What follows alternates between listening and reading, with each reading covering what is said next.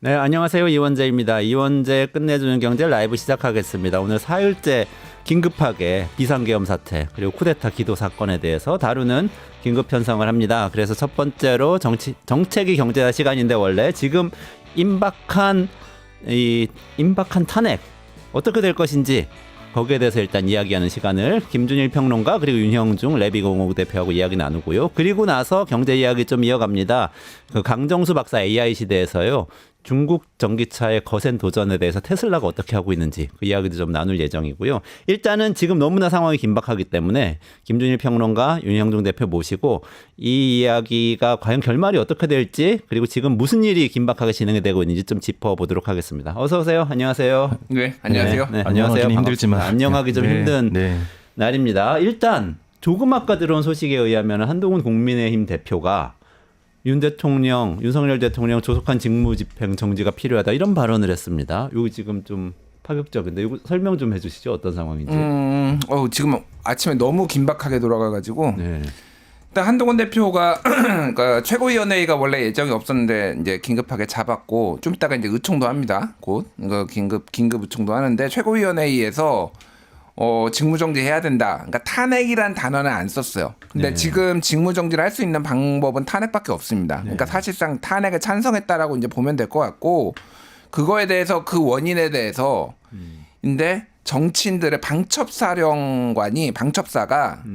정치인들을 체포를 해가지고 과천에다가 구금하려고 하는 아주 구체적인 정황을 자기가 확인했다. 차차 드러날 것이다라고 얘기를 한 거예요. 네. 그래서 더 이상 대통령직을 수행하기엔 너무 위험한 사람이다라는 취지의 얘기를 했어요. 그래서 요거는 좀 보도가 나왔는데 추경호 원내대표하고 이 직전에 다퉜다고 합니다. 논쟁이 붙었대요. 오늘 아침에요? 예, 이거 방가 최고위원회 회의를 하면서 네네네. 공식적으로 확인이 안 된 건데 나는 이거 동의 못하겠다. 공개하는 거 동의 못하겠다. 추경호 원내대표가 그 얘기를 했고 그래서 대표 혼자 알아서 하시라. 이런 식으로 해가지고 결국 이제 한동훈 대표가 했고 그 옆에 추경호 원내대표가 발표할 때 옆에 있는데 표정이 썩었어요. 예, 보시면 알겠지만은 그 영상 보시면 알겠지만은 지금 그러니까 뭐 뒤에 우리가 또 분석을 하겠지만은 탄핵 가능성이 매우 높아졌다. 뭐 이 정도로 보시면 될 것 같아요. 그렇군요. 한동훈 대표가 원래는 국민의힘 당론은 탄핵을 저지하려고 노력하는 것이다. 어제 그렇게까지는 얘기를 했죠. 탄핵 반대까지는 얘기를 하진 않았는데 노력하겠다. 부결되도록 노력하겠다고 했었는데 윤 대표님은 어떻게 보고 계세요? 지금 어저께 국회 국방위 전체회의 긴급 현안 질의가 있었잖아요. 네네네. 또 거기 또 오늘 여러 가지 내용들이 밝혀지고 있고 오늘 좀 조선일보에서 굉장히 놀라운 보도들이 많이 나오고 있습니다. 이제 일면 보도 자체가 그 707 특수임무단 장병들을 인터뷰한 그 기사가 실렸습니다. 굉장히 그때 국회 경내에 투입됐던 병력이죠. 병력들. 굉장히 그 병력들 자체가 본인들이 굉장히 배신감을 느끼고 있었고 그리고 헬기를 타기 직전까지 거의 직전에 우리가 가는 곳이 국회다라는 것을 그때 알았다고 하고요. 그리고 분명히 그들이 증언하는 임무 내용은 국회의원들을 체포하는 것이다. 라는 내용이 있었습니다. 그럼 계획된 쿠데타였네요. 네. 그렇죠. 국회의원들을 그러니까 계엄법에 우리 계엄법에 보면요. 우리가 이제 헌법상 또 계엄법을 다 보면은 그 어디에도 국회의 권한을 제한하는 내용이 없습니다. 네. 심지어 계엄법은 14조로 구성되는 아주 단순한 법안이거든요. 근데 13조에 무슨 내용이 있냐면요. 국회의원을 체포 구금할 수 없다라는 내용이 그 앞에도 국회의 권한을 제한하는 내용이 없는데도 불구하고 다시 13조에 명시적으로 국회의원을 체포 구금할 수 없다라는 내용이 명시적으로 다시 나와서 강조되고 있습니다. 그게 무슨 의미냐면은 계엄 시기에 국회의 권한을 절대 침해해서는 안 된다는 것입니다. 국회가 계엄을 유일하게 통제할 수 있는 기구이기 때문에 헌법기구이기 때문에 그렇고요.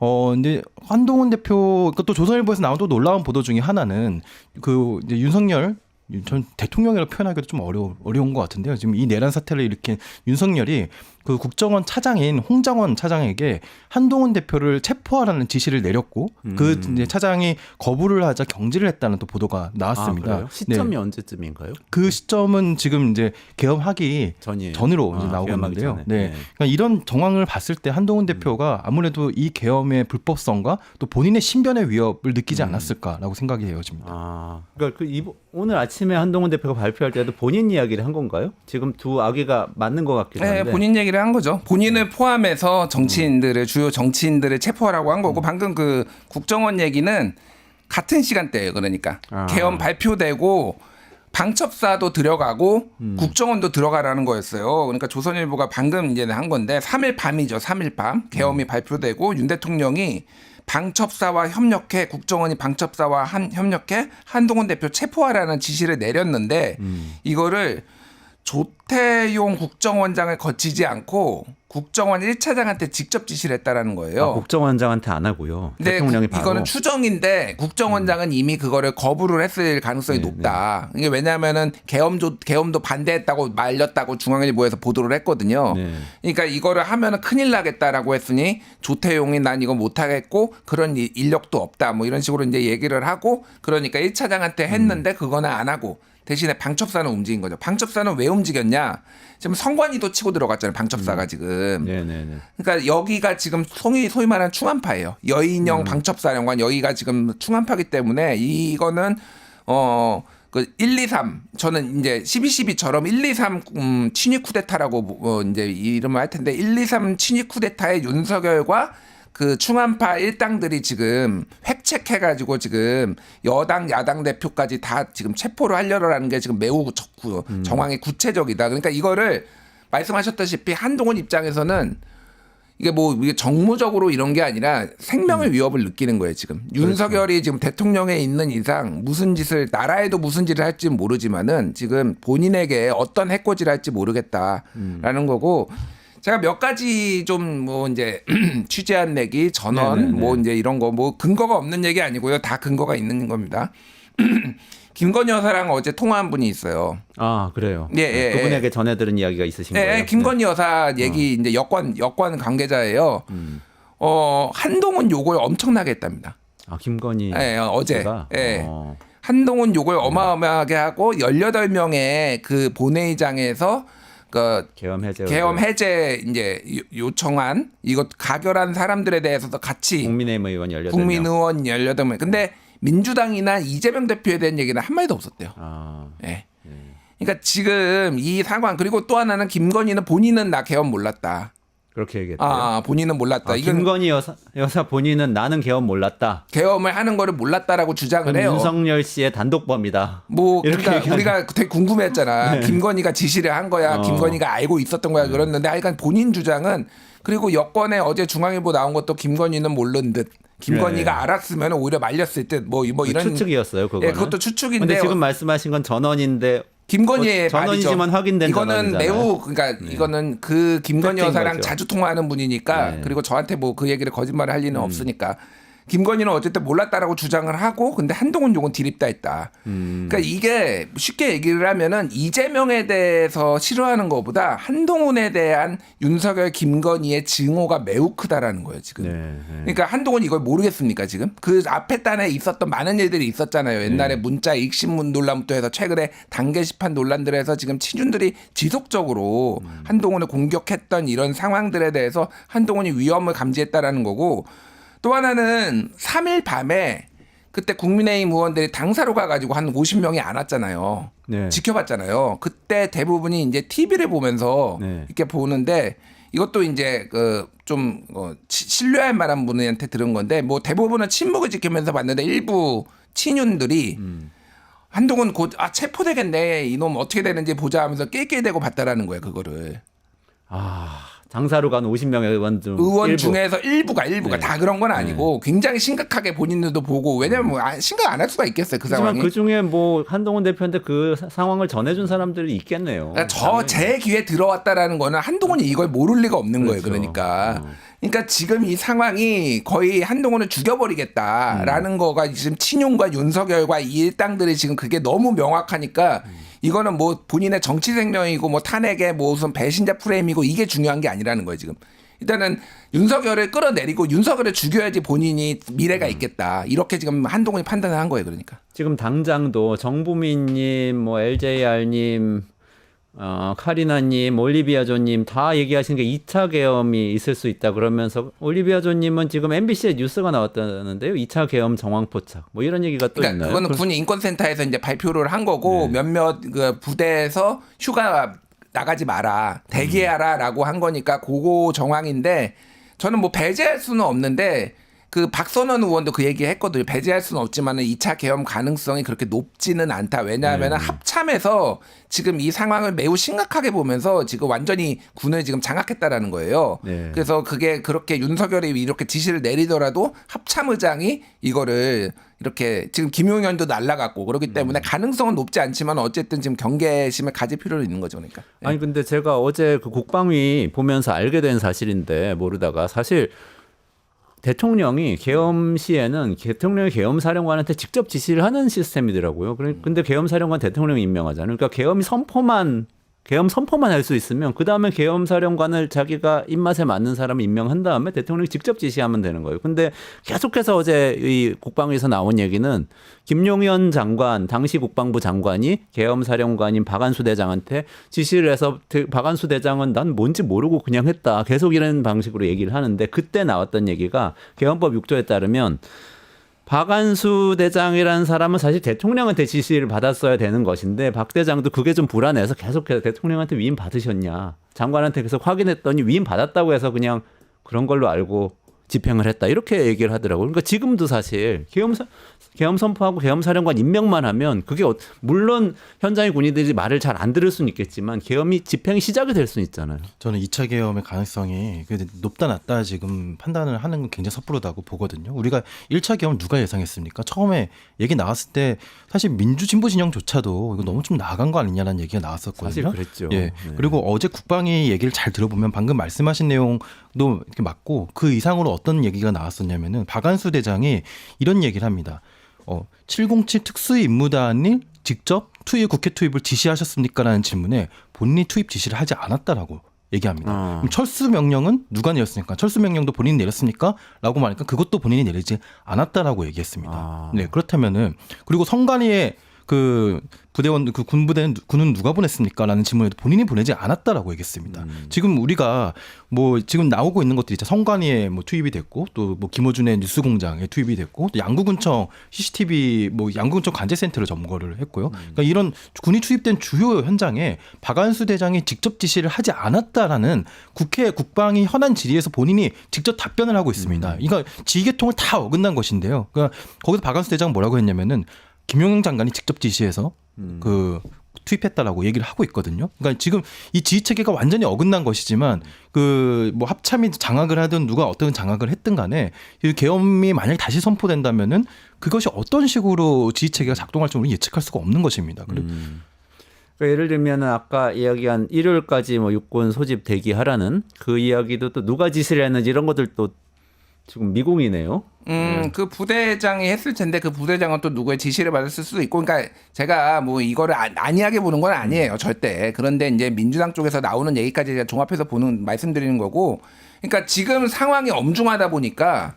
그러니까 일단은 휴가 다 자제해라 했을 가능성도 배제할 수는 없어요. 저는 뭐 그러니까 이거 다양한 가능성을 열어놔야 되는데 이미 굉장히 많은 국민들이 그리고 이제 민주당도 그 박선원 의원이 거의 첩보의 왕이거든요. 그 사람 그분이 이제 국정원 1차장하고 이거 쿠데타 계엄 있을 거라고 예고해가지고 본인이 미리 경고해가지고 지금 다 의원도 모으고 뭐 이랬다면 근데 박선원 의원이 2차 계엄 가능성을 배제할 수는 없지만 높지는 않다라고 얘기를 했기 때문에 제가 너무 불안하게 우리가 그렇게 할 필요는 없으니까 그거를 전해드린 겁니다. 그러니까 예. 좋습니다. 그 한동훈 대표가 얘기를 조금 돌아가 보죠. 그럼 어쨌든 직무 정지해야 된다고 하는 이야기를 했다는 것은 탄핵에 찬성한다는 뜻을 간접적으로 밝힌 거라고 볼 수 있는데 이렇게 되면은 국민의힘 의원들이 이탈해서 탄핵이 가결되게 되는 거 아닌가요? 어떻게 전망할 수 있어요? 지금 8명이 이탈해야지 가능하잖아요. 그런데 이제 오늘 아침에 또 조경태 의원이 추가로 이제 탄핵에 찬성한다라고 이제 얘기를 했고요. 그리고 뭐 아마 지금 어제 5명의 국민의힘 의원이 그때는 탄핵이라는 표현을 쓰지 않았고 개헌, 임기 단축 개헌을 얘기를 했지만 대통령의 그 어떻게 보면 직무에 대해서 지금 뭐 바로 집행 정지는 아니더라도 여기에 대해서 좀 다른 목소리를 냈습니다. 이제 그분들도 어느 정도 가능성이 있는 것인데요.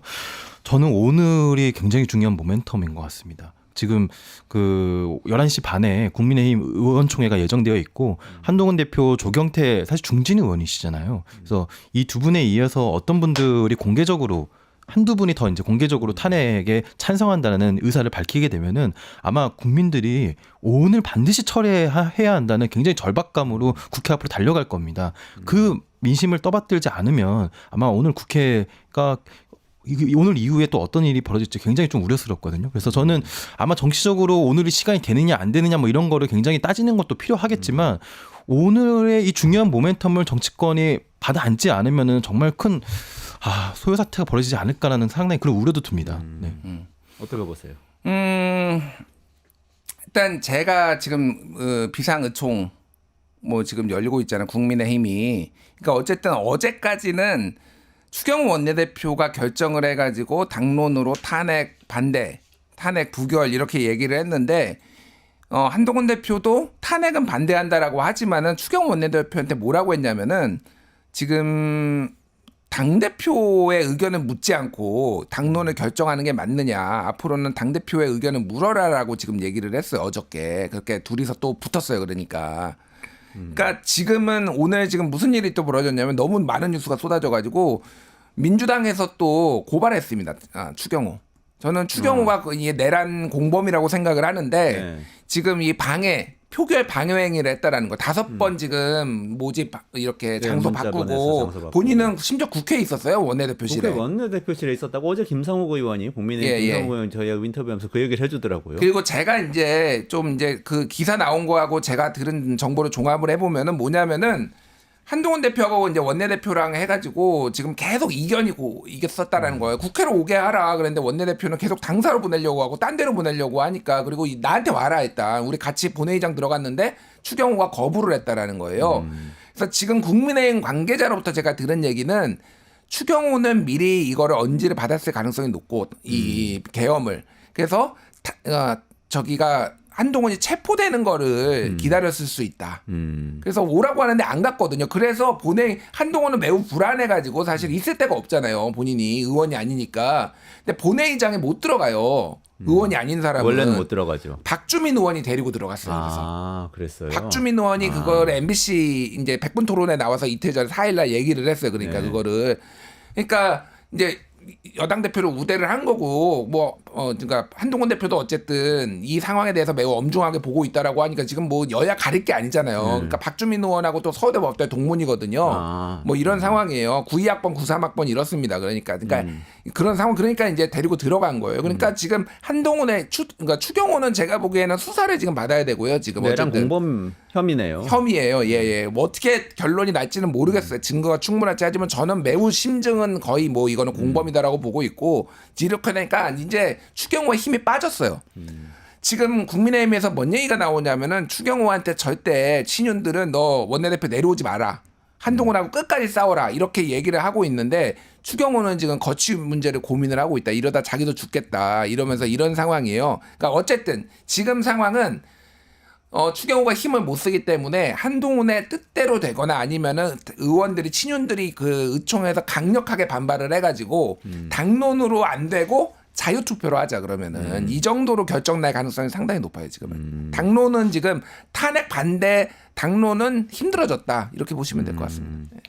근데 상황이 이렇게 급박해지고 그 한동훈 대표가 본인의 그 생명에 대한 위협을 느낄 정도, 신상에 대한 위협을 느낄 정도이니까 바로 직무정지해야 된다고 하면 행동을 빨리 해야 되잖아요. 그러니까 아까 예를 들어서 지금 뭐 우리 구독자님들이 몇 분이 전해주신 것처럼 2차 계엄 가능성이 있다 그러면 오늘 계엄을 할 수도 있기 때문에 그러면 오늘이라도 탄핵 표결을 하려고 민주당에서는 추진하지 않을까요? 한동훈 대표도 마찬가지고. 네, 이게 아무래도 궁지에 몰린 그 쥐들이 더 이렇게 반격에 나서고 뭐 물기 마련이잖아요. 그러니까 지금 추경호 원내대표조차도 지금 내란 수계 내란 공범으로 지금 고발이 된 상태이기 때문에 지금 굉장히 모든 상황이 촉각을 다투는 그런 상황으로 가고 있습니다. 그래서 2차 계엄, 그러니까 저는 오늘 뭐 경제 얘기하기가 좀 어려운 상황이지만 방금 속보가 뜨더라고요. 그 코스피 지금 증시 폭락 중이라고 이틀 연속 폭락이었거든요. 근데 오늘까지 폭락 중이고요. 2,400선 무너졌네요. 네, 근데 1.78% 이게 떨어져서. 정말 상상하고 싶진 않지만 저희 1차 계엄이라는 표현도 참 그렇지만 비상계엄 사태 때 이 비상계엄 사태라고 표현하고 싶지는 않고 저는 12.3 윤석열 내란 사태라고 표현하고 싶은데요. 1차 12.3 윤석열 내란 사태 때 사실 어떻게 아주 그 시민들의 힘으로 비극적인 상황을 막은 겁니다. 근데 비극적인 상황이 조금이라도 만약에 있었다면은 진짜 한국의 여러 안위와 경제가 어떻게 됐겠습니까? 근데 이번에 2차 계엄 상황이 만약에 벌어진다면은 정말 저는 상상하기 힘들 정도로 한국의 지금 많은 부분들이 무너져 내릴 거라고 생각이 되거든요. 그래서 지금 경계심을 절대 늦추지 말고 지금 오늘은 진짜 그 모든 총력을 모아가지고 오늘 탄핵안은 가결되어야 되지 않을까라고 생각이 되어집니다. 지금 막 속보가 계속 들어와가지고 소개를 하면서 얘기를 해야 될 거예요. 여인영 방첩사령관이 지금 KBS에 얘기를 했는데 지금 체포 구금에 대한 지시를 내가 받은 바는 없다. 다만 수사 준비를 위해서 소수 인원에 대한 위치 확인 요청을 한 적은 있다.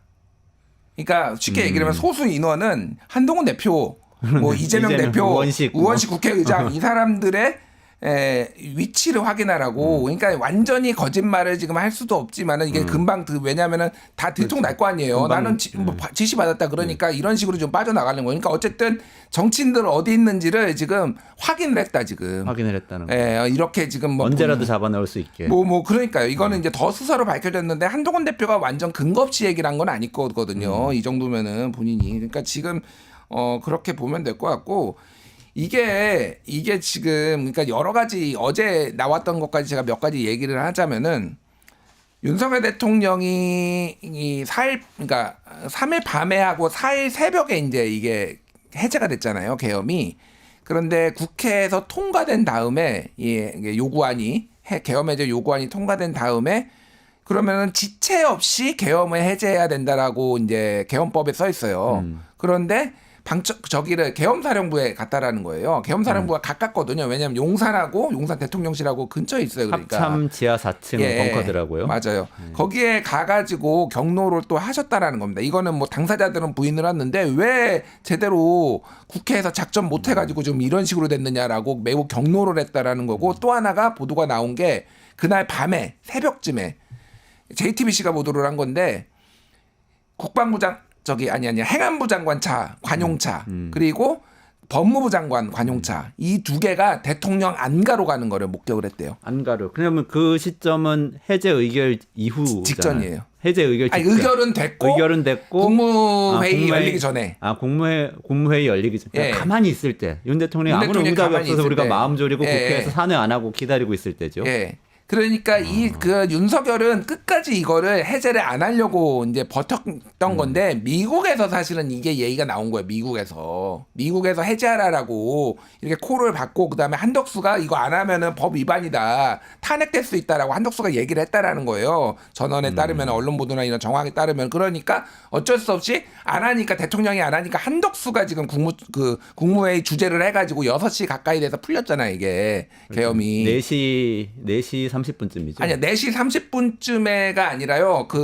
한덕수가 공식적으로 했다라는 얘기가 언론에 뜬 거는 거의 6시 다 돼서였어요. 그러니까 5시가 넘어서 그러니까 그런 상황이었어요. 그러니까 이런 정황들이 그러니까 윤석열은 끝까지 본인이 할 수 있는 것 측근들을 이용해서 지금 이거를 했다라는 정황과 끝까지 버티려고 했다라는 정황들이 지금 있었던 거예요. 그러니까 이게. 국회 계엄 해제 의결 이후에도 그 합참 지휘통제실 다시 말해서 계엄사령부에 갔다는 것은 국회 해제 의결조차도 받아들이지 않고 지속할 가능성을 열어두고 있었다. 이렇게 해석할 수도 있는 거잖아요. 그렇게 봐야죠. 그러니까. 그렇게 봐야 되는 거죠. 근데 미국이 개입을 했어요. 어쨌든 미국 국무부에서 성명이 나오고 이러면서 이게 좀 지속하기가 어려운 거죠. 그러니까. 애초에 국회에 진입했다는 것 자체가 해제를 하고 싶지 않았다는 거죠. 그러니까 우리가 저는 처음에 많은 분들이 아마 그렇게 생각하셨을 것 같은데 이 정부가 한 일들이 모두 다 너무나 어설프잖아요. 모든 국정들을 거의 아주 아마추어란 표현도 좀 굉장히 과한 표현인데 아무튼 이게 굉장히 어떻게 계엄마저도 이렇게 어설프게 하냐라는 느낌을 처음에는 받았었을 것 같아요. 근데 다시금 돌이켜 보니까 그렇진 않더라고요. 굉장히 위험한 상황이었고. 굉장히 여러 우연과 운과 시민적 역량이 결합돼가지고 이 위기가 파국을 막은 것 같아요. 예를 들면, 물론 이것도 앞으로 더 사실이 밝혀져야 될 것 같은데, 김종대 전 의원, 군사 전문가죠. 그 김종대 전 의원이 공군이 방공 허가를 내주지 않아서 그 707 특수임무단이 그 여의도 상공, 특히 용산 상공을 지나가는 것이 38분 늦춰졌다. 38분 늦춰졌기 때문에 시민들과 국회의원들이 국회에 진입할 수 있는 시간을 벌었다라고 얘기를 하고 있거든요. 38분이 지체되지 않았었으면 그 사람들이 먼저 로텐도홀과 본 회의장에 다 들어가가지고 표결을 이미 원천적으로 봉쇄할 수 있었던 그런 상황이었던 겁니다. 그리고 뭐 여기 진행자께서도 이제 많이 이제 적어주셨는데 그 이제 부대가 군이 들어갔던 여러 가지 기관들을 보면요.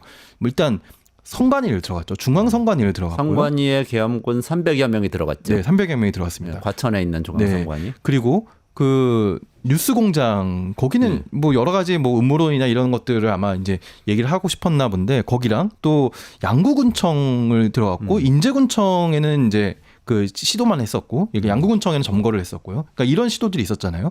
그러니까 우리가 이 기관들의 특성과 또 최근에 그 거기서 불거진 논란들, 아주 구구 유튜버들이 뭐 지난 총선이 뭐 불법 선거였다, 뭐 이런 얘기들을 했었잖아요. 부정선거론 아주 셉니다. 부정선거론. 네, 부정선거론을 제기했었잖아요. 그러니까 만약에 우리가 그 시나리오를 가장 극단적으로 저들은 극단적인 항상 시나리오를 하고 있으니까 그려보면은.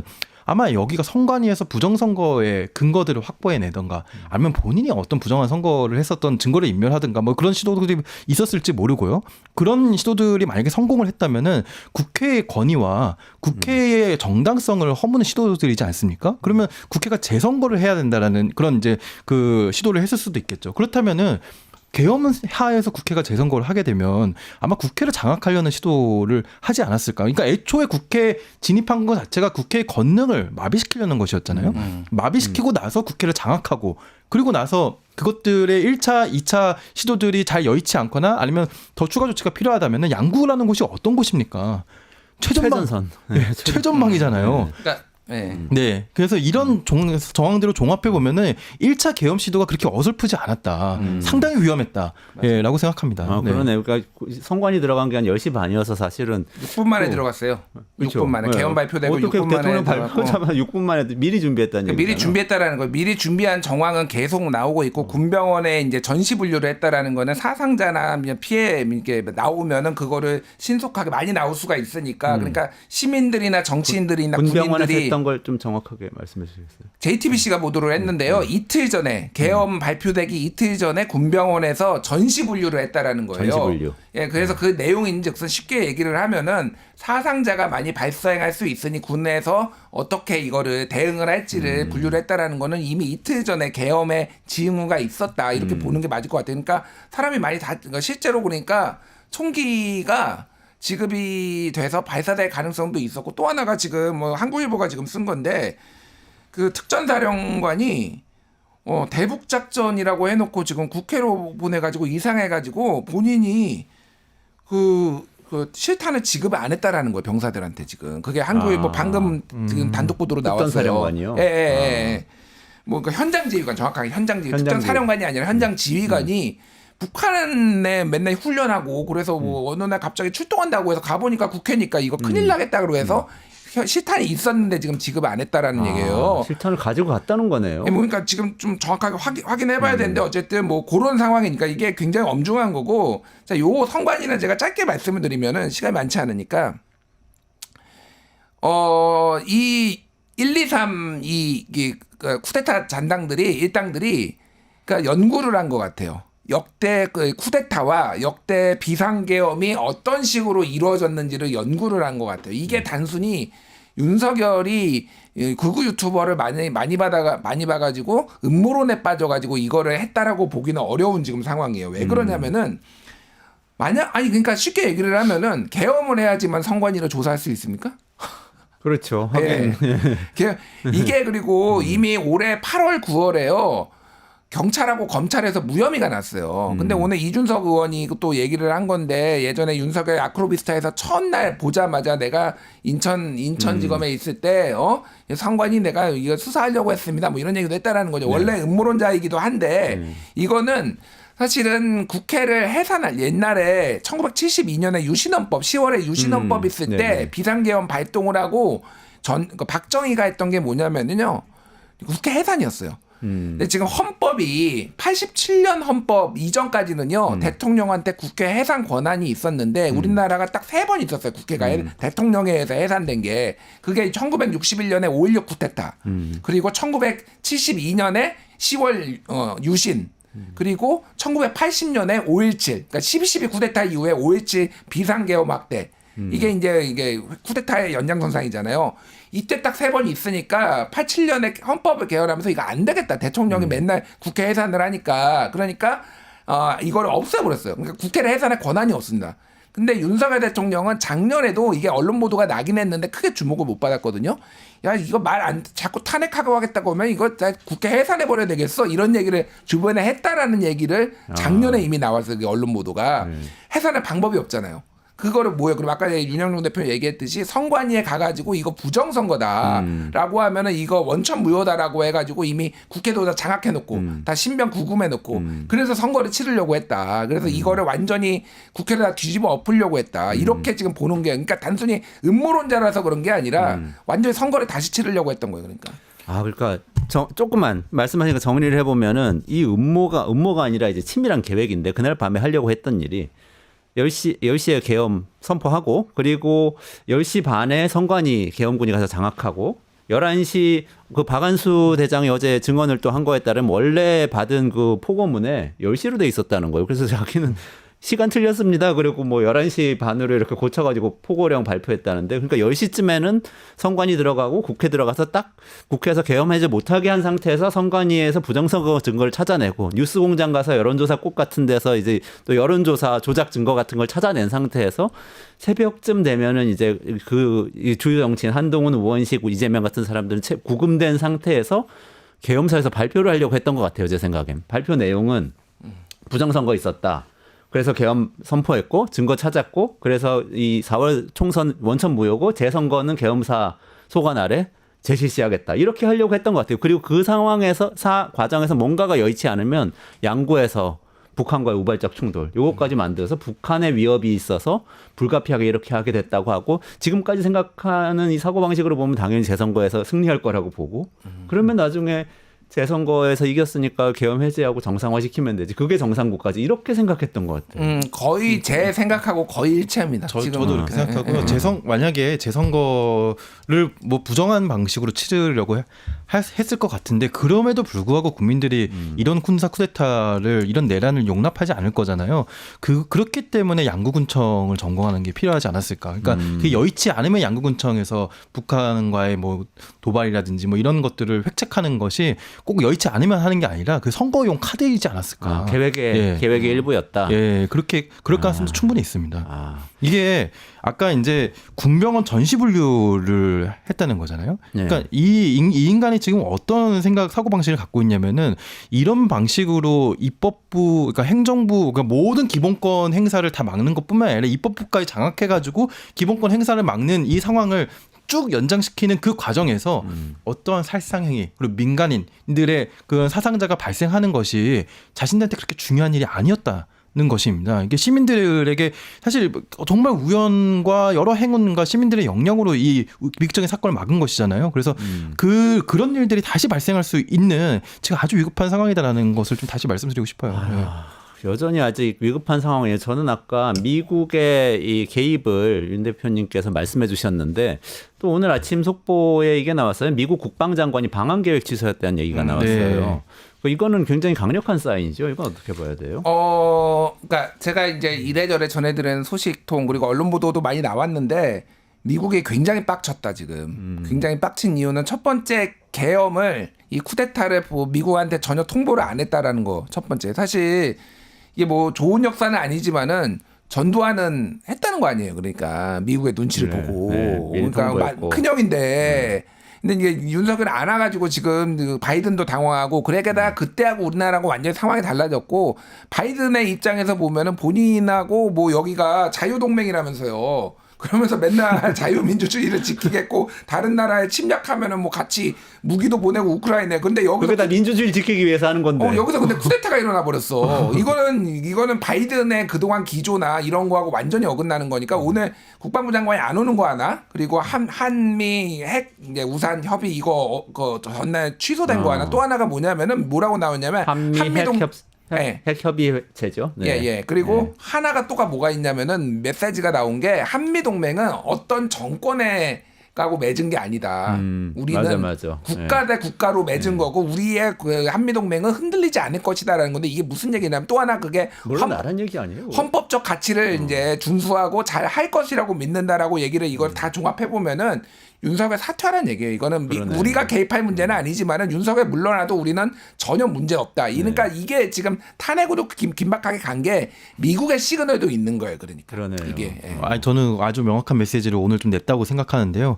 어제만 해도 이제 커트 캠벨 그 미 국무부 부장관이죠. 부장관이 윤석열 대통령의 비상계엄 심각한 오판이다라는 이제 발언이 나왔었고요. 엄청 센 발언이에요. 예, 외교가에서는 그렇죠. 그런 발언 안 해요. 부장관은 우리나라는 지금 차관이거든요. 차관인데. 차관이 타국의 1국의 원수에게 심각한 오판이라는 그러니까. 입장을 내놓는 건 아주 이례적, 아주 장관도 아니고요. 예. 근데 이제 국무부 장관 토니 블링컨의 입장이 오늘 나왔습니다. 그러니까 기본적으로 그 어제 나왔었던 이제 계속 계엄에 대한 평가는 이어가면서 뭐라고 얘기를 했냐면은 한국 민주주의 회복력을 기대한다라고 표현했습니다. 민주주의가 침해받은 상황이라고 보고 있는 거네요. 네, 그러니까 한국 민주주의 회복력을 기대한다라는 것은 지금의 민주주의가 침해된 상황을 회복할 수 있는 능력을 한국이 발휘할 수 있을 것이라고 기대한다라는 것이거든요. 한마디로 윤석열 물러나라는 거죠. 예. 탄핵하라는 거네요. 그렇죠. 국방부 장관 방문 취소한 거는 퇴진하라는 거고. 네, 남의 나라이니까 내정 간섭이 될 수 있기 때문에 그렇게 명시적으로 표현하지 못하지만 이 발언들은 명백하게 윤석열 빨리 물러나지 않으면은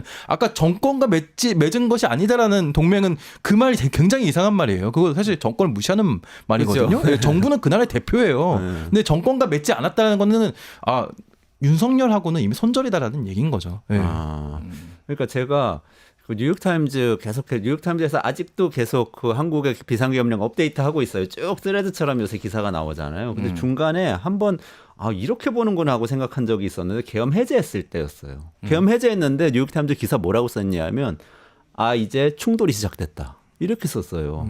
그러니까 국회에서 계엄을 해제해서 계엄이 해제됐다고 보는 것이 아니고 대통령과 또 다른 권력기관인 국회가 충돌하기 시작했다고 본 거예요. 그러니까 미국 사람들 입장에서 보면 지금 정세가 굉장히 불안정한 거죠. 권력을 누가 갖고 있는지 모르는 상태에서 경쟁하고 있는 다른 한쪽에도 쿠데타를 일으킬 수도 있고 막을 수도 있고 이런 상황으로 보는 거예요. 그러니까 주한미군이 어제 지금 현재도 비상계엄 상태 유지니까 여기 여행 조심하라고 주한미군에서 입장이 나왔어요. 비상계엄 유지라고요? 예, 현재 진행되고 있다. 진행되고 있다, 사태가. 네. 그러니까 뭐 실질적으로 이제 말씀하셨다시피 이제 어쨌든 비상계엄이 해제가 됐지만은 미국의 시각에서는 그게 아닌 거예요. 그러니까 이거는 권력 투쟁이 본격적으로 무력 충돌을 동반한 수반한 권력 투쟁이 있을 가능성이 있으니 여기는 안 된다라는 거고 미국에서 지금 주한 미국 대사관 비자 업무 발급 중단해 버렸어요 지금 이미. 예. 그러면 2차 계엄 가능성을 염두에 둔 거 아니에요? 아니 2차 계엄 가능성을 포함해서 윤석열을 못 믿겠다는 거 쉽게 무슨 얘기를 짓을 할지 하면은. 모르겠다는 근데 거지. 제가 지금. 이제 들은 소식통에 의하면은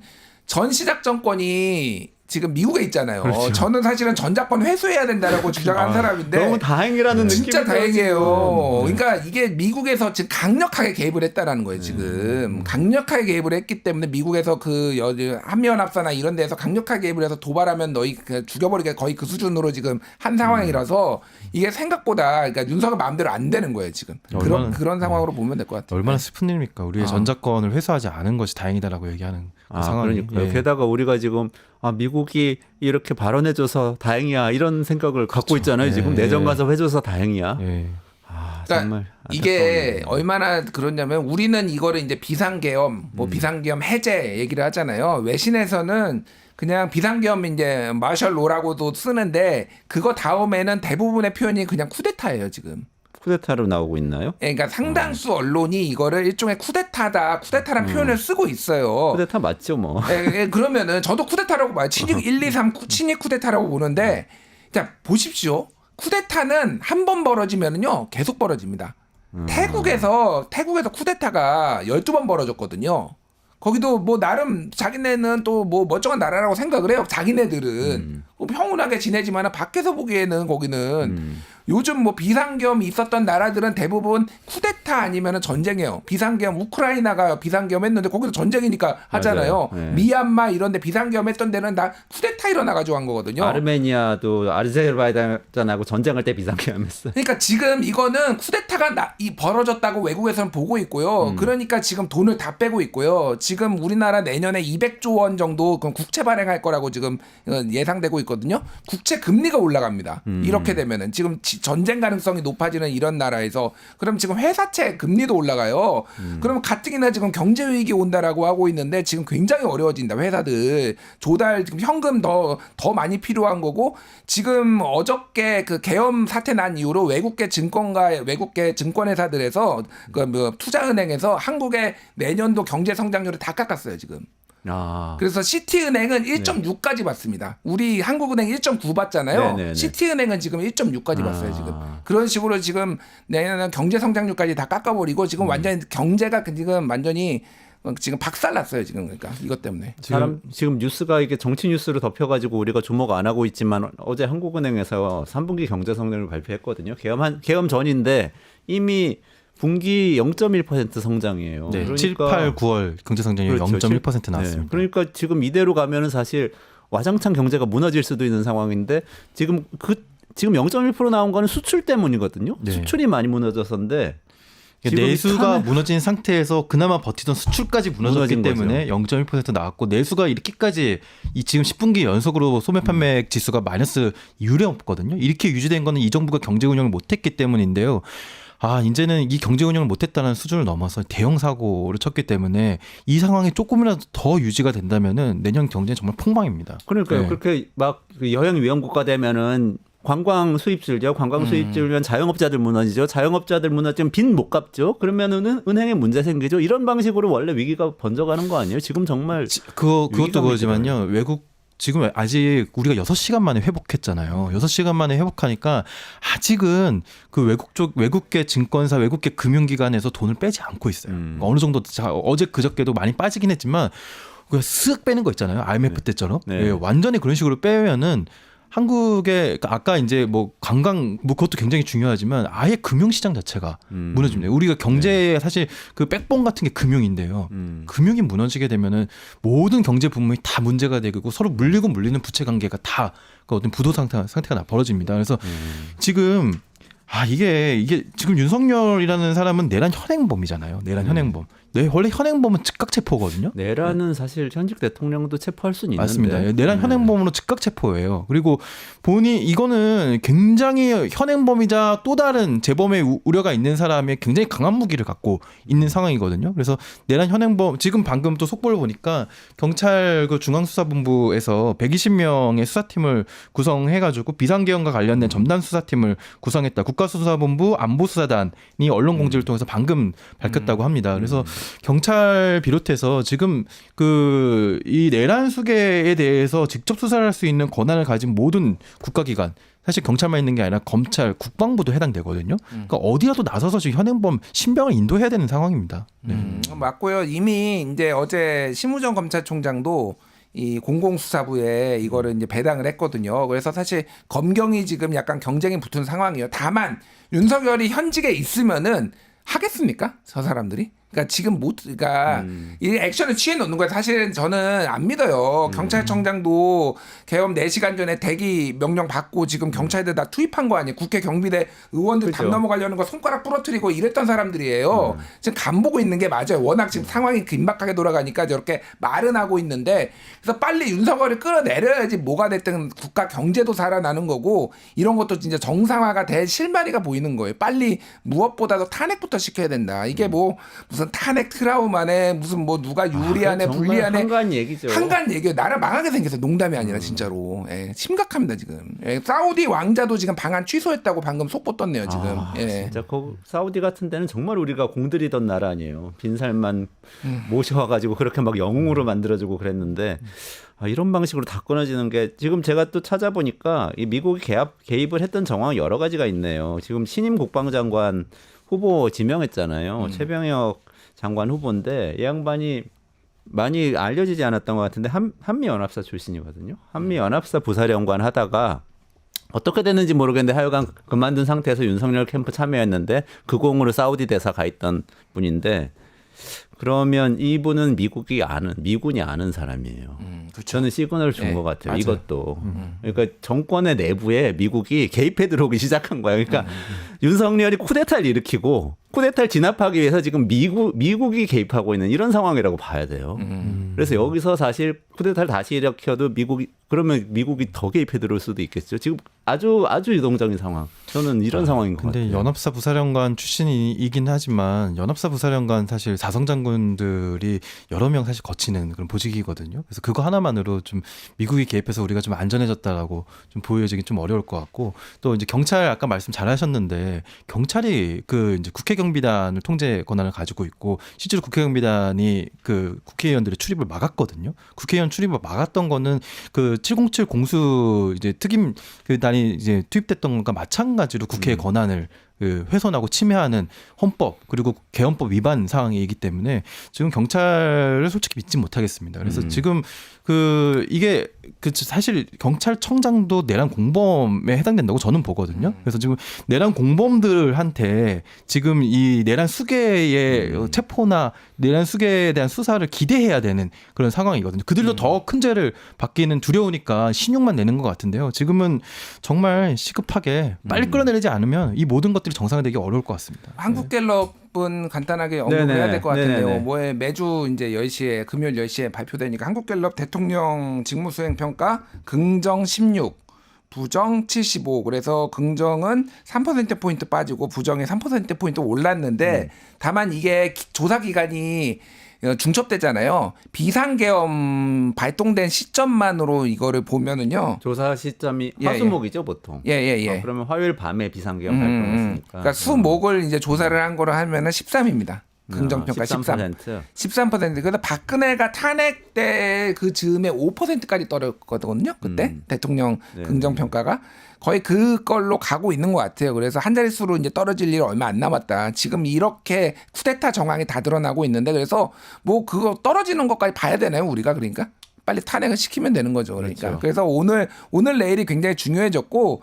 지금 오늘 민주당에서 오늘 뭐 연다라는 얘기가 있었는데 내일로 가는 것 같아요. 내일로 가는데 내일 5시로 원래 7시 오후 7시였는데 5시로 땡기겠다. 왜냐하면 국민의힘에서 자정 전까지 해야 되거든요. 근데 시간을 방해하고 끌 수 있는 여지가 있는 것 같다. 너무 이렇게 자정에 촉박해가지고 하면은 그러니까 내일에다가 김건희 특검도 해야 되거든요. 네네. 이게 그러니까 김건희 특검하고 대통령 탄핵하고가 붙여놓은 게 또 하나는 재적 인원이 기준이고 하나는 재석 인원이 기준인 거예요.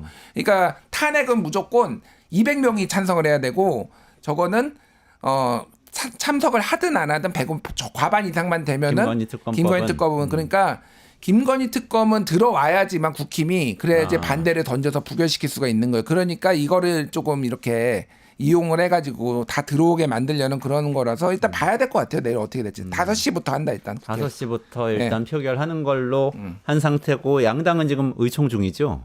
양당 다 의총 중이에요. 그러니까 내일 그러니까 민주당이 전략을 잘 세웠는데 아마 국민의힘이 두 개가 연계되지 않았으면 그 국민의힘 만약에 의원 소속이면서 본회의장에 간 사람이 배신자다라는 프레임을 만들 가능성이 상당히 높습니다. 네. 그래서 아예 안 가는 전략으로 그 12명, 그 8명을 채우지 않게 하는 방식을 썼을 가능성이 높은데요. 근데 김건희 특검법을 부결시키기 위해서라도 그것에 반드시 반대하는 사람들은 갈 수밖에 없는 상황이거든요. 왜냐면은 그거는 이제 의결 정족수인 뭐 재적 의원의 절반만 채우면은 바로 거기서 절반 이상 또 3분의 1을 또 통과하면 되는, 반을 절반 통과하면 되는 거니까요.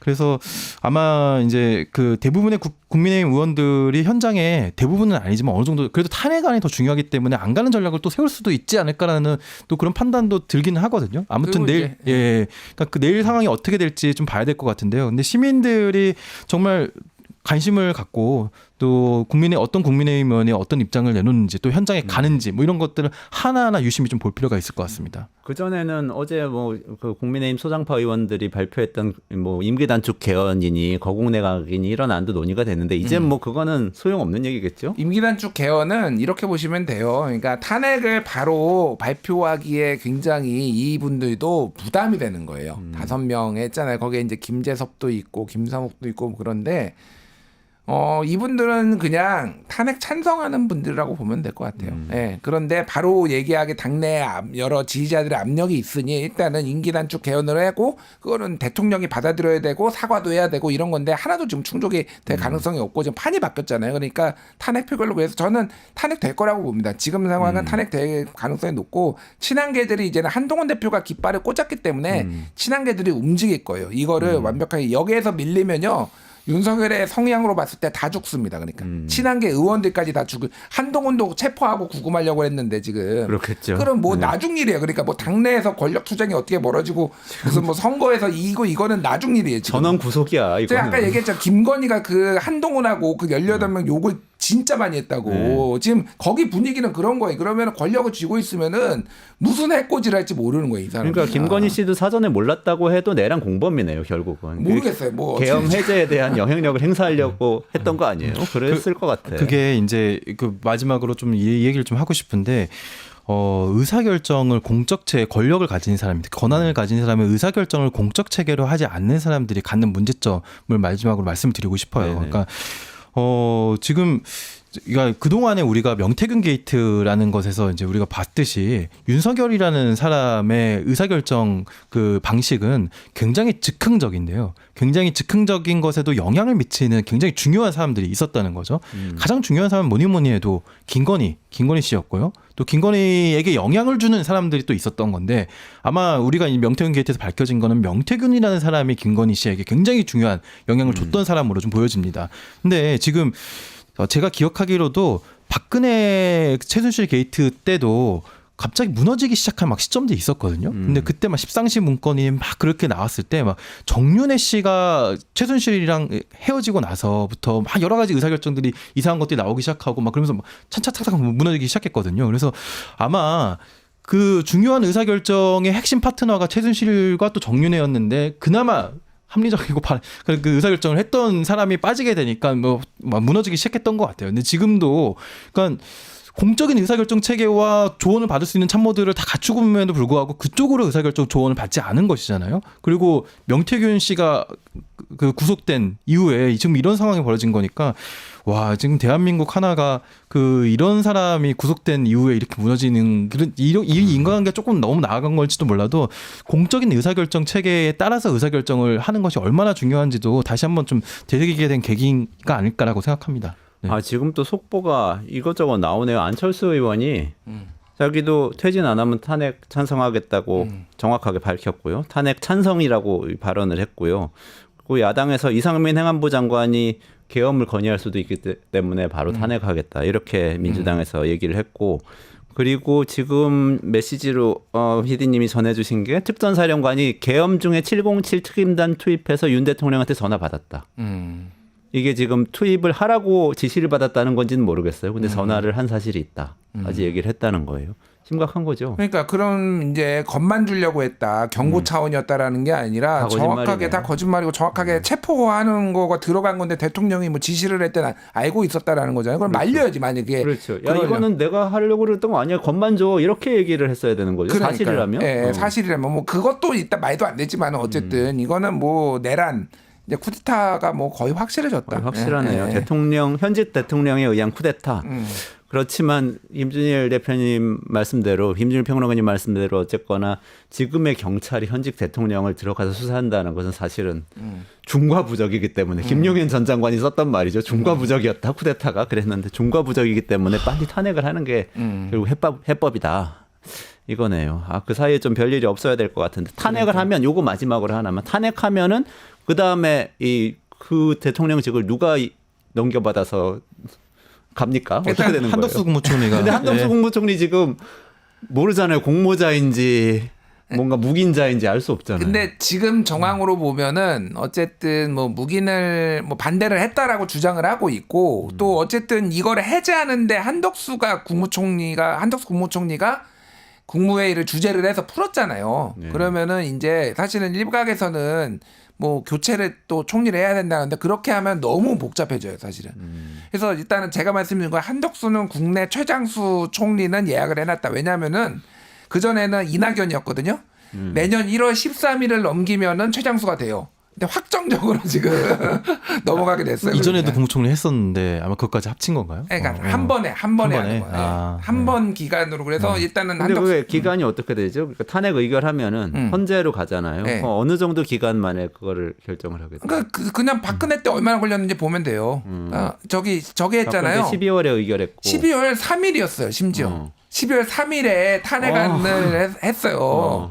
그런데 4월에 나왔나? 3월 15일인가 3개월 조금 넘었어요. 그러니까 3개월 정도 걸린다고 보면 되면은 지금 비슷한 시기잖아요. 며칠 뒤잖아요. 그러니까 3월 중하순 아니면 늦어도 4월 초에는 나오면은 대선 또 비슷하게 치르는 거죠. 그럼 3개월간은 내란죄에 대한 수사를 계속 진행을 하는 상황에서 여러 가지 그때까지 나온 근거들 토대로 판결은 그때까지 나올 수 없겠지만 근거를 토대로 헌재에서 결정을 하게 된다. 내란죄 수사도 진행될 텐데 이미 사실은 내란죄가 그때까지 안 나온다고 하더라도 설령 법 위반이 많잖아요. 일단은 국회 정치 활동은 전면 금지하면서 국회에 병력을 투입한 것도 이것도 일단 법 위반이에요. 일단은 그 비상 개헌 법 위반이고 국회 통고를 안 했어요. 맞아요. 그것도 절차상에 뭐 이건 사소한 문제라고 주장하시는 분들도 있는데 서적 변호사 같은 이게 왜 어떻게 사소한 겁니까? 그러니까 이런 것도 다 법률 위반이기 때문에 탄핵할 사유는 차고 넘친다 지금.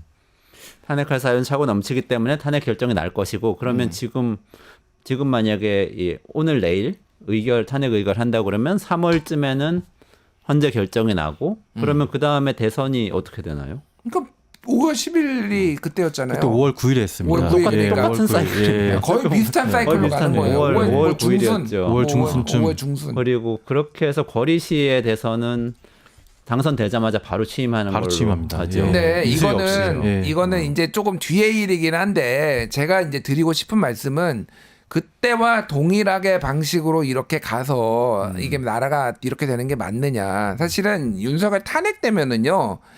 저는 그 다음에 탄핵 인용될 거는 100%라고 보고요. 우리가 이제 얼마나 더 대한민국을 발전시키고 어떻게 이제 나아가야 되는지에 대해서 논의가 있어야 돼요. 그래서 저는 개헌 논의가 있어야 된다고 봅니다. 그래서 개헌을 대통령 선거랑 같이 개헌 투표를 하든지 아니면은 개헌 투표를 먼저 해가지고 권력 체제를 이거를 뭐 4년 중임제로 바꾸든 선거법도 뭐 바꾸고 뭐 이런 것까지 같이 해가지고 안 하면요 똑같은 일이 또 문재인 정부 때 또 적폐청산하고 또 이 사람들 맞아요. 다 뒤지고 그러면은 이건 정치보복 시비 일어나고 예, 국힘이 뭐 문제가 있어 제가 보기에도 지금 상황에서 근데 이거를 똑같은 방식으로 하면은 이거는 역사의 후퇴고요. 이제 언제까지 87년 이 체제로 갈 건가요? 5년 단임제 이거 그리고 대통령한테 이렇게 많이 감사원은요 제가 보기에는 미국처럼 국회 산하로 이전해야 돼요 이제는. 그러니까 지금 맘대로 하잖아요 대통령이. 그러니까 그렇죠. 우리가 최소한 제도적 자제를 할 것이라고 가정을 하고 모든 것들이 지금 만들어졌는데 이제는 그런 게 아니라 어떻게 견제를 할 수 있는지를 여러 가지 제도적으로 좀 고민을 해야 된다. 그럼 그 3개월 동안 국회에서 그걸 논의해야 되는 거죠. 말씀하신 건 헌법 개정 사항이 굉장히 많은데 국회가 사실 리더십을 잘 갖고 끌고 가야 되겠네요. 그렇게 되는 그 3개월 한덕수 총리하고 잘 협의하면서 그거 굉장히 중요한. 근데 그게 현실적으로 쉽지는 않거든요. 이게 현실적으로 제도적 자제를 기대하고 제도를 짰다라고 하는데 예를 들어서 뭐 국회가 예산을 감액할 수 있는 권한만 가지고 증액할 수 있는 권한은 없잖아요. 그러니까 그 논의만 해도 정부가 그 나름 가지고 있는 권한을 자제할 거라고 또 기대를 하는 거거든요. 예. 근데 이제 다른 나라들 또 웬만한 OECD 국가들은 국회가 증액 권한이 있거든요. 그러니까 이거는 나름대로 정치 과정이 잘 작동할 것이라고 아무리 국회가 야당이 반대하더라도 정부와 잘 타협해서 할 것이라는 또 기대와 그 문화에 대한 인식이 있기 때문에 이렇게 하는 것이거든요. 그래서 그 개헌을 다루게 되면 정말 지금 시대에 다뤄야 될 논의 고민들이 정말 많은데 대통령 선거와 개헌이 과연 그 시기에 3, 4개월 동안에 다 이루어질 수 있느냐. 개헌이 그렇게 만만한 일은 아니거든요. 그러면 개헌에서 다뤄야 할 이슈가 굉장히 통치구조의 권력 구조에 굉장히 국한되기 때문에 그 논의는 좀 여러 가지 좀 고민이 좀 필요한 것 같습니다. 저는 필요하다는 건 100% 동의하는데 어떤 시점에 어떤 방식으로 할지에 대해서는 좀 더 논의가 필요한 것 근데 같습니다. 저는 요 얘기를 예전부터 많이 해왔는데 개헌을 이렇게 어렵게 하면 안 돼요. 무슨 얘기냐면은 독일은요 개헌 60번 했습니다. 60번을 넘게 했어요. 쉽게 바꿀 수 있게 해야 된다. 필요하면 하는 거고 원포인트 개헌이라도 투표할 때 같이 해서 비용 최소화하면서 이렇게 해서 계속 바꿔나가야 됩니다. 이거 한 번 하는 게 무슨 국가의 사변이 있지 않으면은 개헌하기가 어려우면은 이게 이 신속하게 변하는 이 세상에서 이게 되겠습니까? 그러니까 저는 권력구조 개편만이라도 하고 또 다음에 선거 있을 때 그러면 이런 거 합의해가지고 또 개헌하고 부분적으로 뭐 이를테면은 이런 것들이 지속적으로 일어나는 이런 게 돼야 돼요. 그러니까 이번에는 뭐가 바뀌어야 돼. 이제 권력 구조는 뭔가 바뀌어야 된다. 힘내자님, 늘푸르님, 아주 에이든 리님 지금 군인들이 막 움직이고 있어요. 굉장히 불안하신가 봐요. 군인 여러분, 지금 섣불리 혹시 지시가 있더라도 움직이시면 그러면 나중에 반역자가 되십니다. 네, 꼭 명심해 주시고 지금 또 막 이런 얘기 나와요. 특수전사령관이 증언했네요. 국회와 중앙선관위 한국일보 기사인데요. 여론조사 꽃 확보하라는 지시 받았다.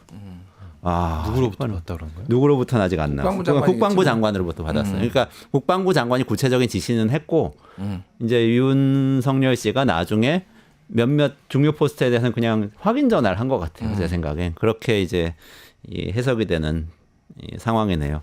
자, 어쨌든 앞으로 잘 관리를 해나가서 우리나라가 한 걸음 발전하는 그런 이 전화위복 계기가 됐으면 좋겠는데 저 어떻게 보면 잘 됐다 싶기도 해요. 그러니까 얼마 전에 사실 이재명 자꾸 다 전이니까 이재명 대표 전이라고 그래서 이재명 민주당 대표가 정치보복 사슬 끊어야 된다. 이석연 전 처장 만나가지고 이렇게 얘기를 했잖아요.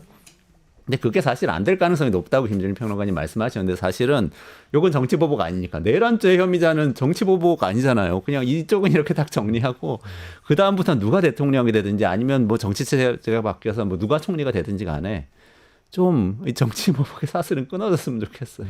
정치보복의 사슬은 끊어야 되는데 우리가 지금 아직도 왜 이런 일을 벌였는지 모르잖아요. 네, 정말 모르잖아요. 그러니까 발표문에 나와 있는 명목은 관료 탄핵과 예산 삭감에 화가 나서 그렇게 얘기했다 그러는데 그거 누구도 믿지 않고요. 또 그럴 만한 일도 아니었기 때문에 이 내란 사태에 대한 진상조사와 책임자 처벌은 분명하게 있어야 될 것 같습니다. 네, 자, 그거 반드시 진상조사와 책임자 처벌 있어야 된다. 그리고 약간 우리 이 정치가 발전한 한 계기로 지금부터 정신 똑바로 차리고 내년 3월 또는 내년 5월까지 잘 지켜봐야 된다. 국회 중심으로 잘 논의가 되면 좋겠다. 이 정도로 오늘 정리하시고 일단 김준일 평론가님 점심 약속도 있으신데 이렇게 늦게까지 방송해 주셔서 감사합니다. 또 강정수 이 박사께서 우리 중국 차가 저가 차가 막 몰려오고 있다는데 테슬라 어떻게 대비하고 있는지 또 우리나라에 진출한 BYD라는 차도 있어요. 굉장히 예쁘고 싸서 굉장히 관심을 끌고 있는데 그 이야기도 해주실 거니까 끝까지 좀 들어주시고요. 두 분 김준일 평론가님 그리고 윤형중 대표님 오늘 말씀해 주셔서 감사합니다. 네, 감사합니다.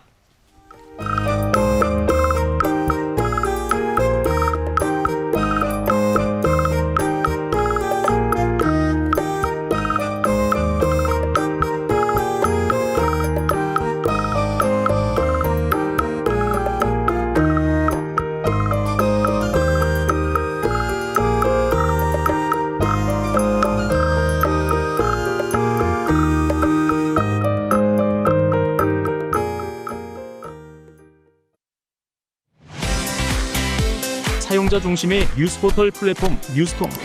자신만의 가치와 색이 담긴 글을 작성하고 가치를 인정받으세요. 사용자 중심의 뉴스포털 플랫폼 뉴스통에서 뉴스북 뉴스라인의 필진이 되어보세요. 자유롭게 생각을 표현하세요. 작성 키워드를 지급해드립니다. 내가 작성한 글이 언론사 기사처럼 뉴스포털에도 노출. 초창기 활동 지원금까지. 지금 바로 뉴스통의 필진이 되어보세요. 당신의 이야기가 세상을 움직입니다.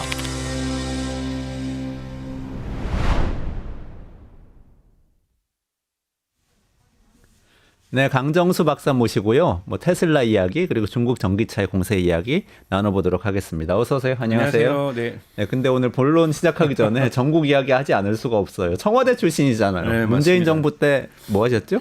제가 디지털 소통센터장 비서관으로 일을 했습니다. 네. 청와대 비서관이셨는데 지금 어쨌든 뭐 전국이 이 모양이 됐는데 네. 저는 깜짝 놀랐던 게 대통령이 비상계엄 선포하고 뭐 쿠데타 난리치고 조금 있다가 비서실장 이하 모든 청와대 직원들이 사의를 표명했다. 이 뉴스가 나왔었어요. 네. 이런 상황은 어떻게 봐야 되는 거예요? 뭐 저는 그러니까 전체적으로 이미 그 대통령실 자체의 비서관들은 순기능을 못 하고 있었다고 저는 보고 있고요. 이미 국방부 장관이나 이런 사람들하고 전체적으로 새로운 하나의 작은 대통령실이 지금 작동되고 있었다고 보고 있어요. 그리고 또 하나 중요한 것은 이번에 뭐 많은 언론 보도에서 나오지만 대통령이 지하 벙커에 있었다고 하는데 그 지하 벙커가 뭐냐 실체가 그것이 국가위기관리센터라는 것이죠. 국가위기관리센터라는 것은 노무현 전 대통령 때 만들어진 것으로서 대단히 시설이 계속해서 업그레이드 됐었고 여러분 기억하실지 모르겠지만 이 센터장은 보통 군인들이 하게 됩니다. 비서관 지휘고요. 그리고 인수위 때 지금 윤석열 대통령의 인수위 시절에 가장 논쟁이 됐던 것을 청와대를 용산으로 옮길 경우에 국가위기관리센터를 어떻게 그 시설을 어떻게 옮길 것인가 막대한 예산이 들어갔어요. 막대한 예산이 들어갔는데 이 시설을 용산으로 옮기는 것은 불가능하다. 새롭게 만들어야 된다부터 시작해서 당시 인수위원장이었던 안철수 의원 같은 경우에는 뭐 군용 트럭을 가지고서 임시로 뭐 대체하겠다 뭐 이런 얘기도 나왔는데 이 안에 있으면 뭘 볼 수 있냐면 군인들의 모든 움직임과 군인들이 심지어 여러분 영화에서 보셨던 것처럼 일종의 워룸, 전쟁 상황실이죠. 작전 상황실에서 예를 들자면 이번에 국회에 갔던 특수부대원들이 카메라로 뭔가를 찍고 있다. 다 거기서 볼 수 있는 거예요. 그렇기 때문에 저는 사실상 대통령과 거기 아마 국방장관이 아마 나중에 조사하면 나오겠지만은 추론할 수 있는 것이 국방장관이 같이 있었을 것이고 여기가 실제로 계엄사령부였고 계엄사령관이 있었던 것은 그냥 핫바지였다. 저는 그렇게 보고 있어요. 그러니까 모든 작전들이 이루어지고 군인들의 이동 경로와 모든 것들이 그 현대적인 상황판에 다 표시가 되고 있고 정밀하게 표시가 되고 있고 거기서 모든 작전 명령을 내릴 수가 있기 때문에 실시간으로 국회의 상황이라든지 선관위의 상황이라든지 모든 곳에서의 움직임들을 일괄에게 거기에 대단히 많은 인력들이 국가의 운영, 그러니까 국방이라든지 노무현 대통령이 당시에 만들었던 것은 국방만이 아니라 경찰 그리고 뭐 소방서 그래서 모든 국가의 안전 시스템이 거기에서 다 종합 컨트롤링 되게 돼 있거든요. 그러니까 사실상 우리가 계엄을 한다고 했을 때 군인만이 움직였던 것이 아니기 때문에 모든 국가 자원에 대한 운영을 그곳에서 통제할 수 있는 곳이기 때문에 사실은 과거의 개념 한번 생각해 보시죠. 1980년대 그 뭐 전두환 그 사람이 계엄하고 그랬을 때는 무전기 외에 뭘로 연락했겠어요. 뭐 휴대폰이 있었겠어요. 뭐가 있었겠어요. 스마트폰이 인터넷이 또 없었던 시절에 그러니까 사실은 모여가지고 사전에 모의를 많이 하는 것은 중간에 연락이 안 되거든요. 그러니까 계속해서 작전을 짜고 결의하고 만약에 상황 A가 안 됐을 경우는 B를 하고 너가 B가 안 될 B도 없잖아요. 그러니까요. B 안 되면은 C를 하고 해가지고 치밀하게 짜고 계획을 모의를 했는데 제가 보기에는 기술에 대한 너무 낙관성을 가졌어요. 그러니까 신뢰를 가졌어요.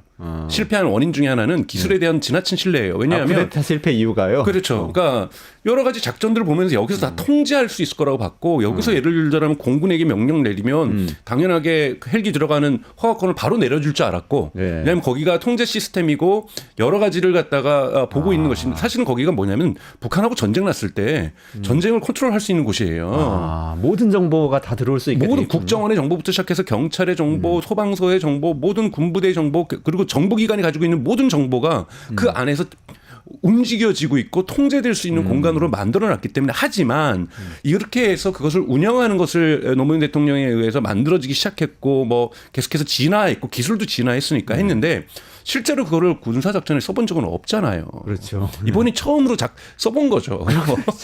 첫 번째 실사에 그러니까 버그가 발생한 거예요. 그런데 그 시설이 너무 좋다 보니까 절대적으로 저는 거기서 신뢰했을 거라고 보고 윤석열 대통령은 아직까지 그래도 대통령이니까 탄핵이 안 됐으니까 거기 그 안에서 이 진행 정도와 국회에서의 실패도 보고 있었을 거고 군인들이 실시간으로. 그렇잖아요. 특수부대가 그 뭐 소화기 쏜다고 못 들어가겠어요. 그럼 특수부대가 아니죠. 그렇죠. 그러니까 그런 모습들까지 보면서 분통 터졌을 거고 열받았을 거고 난리 치고 왜 쟤네들 그렇게 안 움직이느냐 뭐 공군은 왜 허락을 빨리 안 해주느냐부터 시작해서 그 안에서 리얼타임으로 다 보고 있었고 다 했기 때문에 사실상 그 곳이 저는 실질적인 계엄사령부였고 여기에서는 기술에 대한 지나친 신뢰가 전체 작전 실패를 했다라고 저는 보고 있습니다. 갑자기 그 장면이 딱 떠오르면서 그러면은 거기 앉아가지고 막 상황을 실시간 정보를 보면서 야 쟤네들 지금 국회 진입한 지 10분 됐는데 왜 아직 본회의장 못 들어갔어? 막 이러고 있었다는 거 아니에요? 그렇죠. 여러분 그 오사마 빈 라덴을 사살할 때 여러분 그 되게 유명한 장면 있잖아요. 오바마 대통령과 힐러리 클린턴 국무장관이 그것을 실시간으로 보고 그것이 국가위기관리센터예요. 뭐 그런 작전하는 사람들이 위에 쓰고 있는 카메라까지 다 보면서 현재의 리얼타임으로 작전이 어떻게 진행되는지 보고 거기에 바로 다 군 장교들이 다 앉아 있고 바로바로 작전에 대한 수정과 명령들을 집행할 수 있는 공간이거든요. 그러니까 사실상 실무적인 흔히 말하는 이 계엄군의 실무적인 일을 하는 사람들은 다 거기 있었을 거라고 봐요.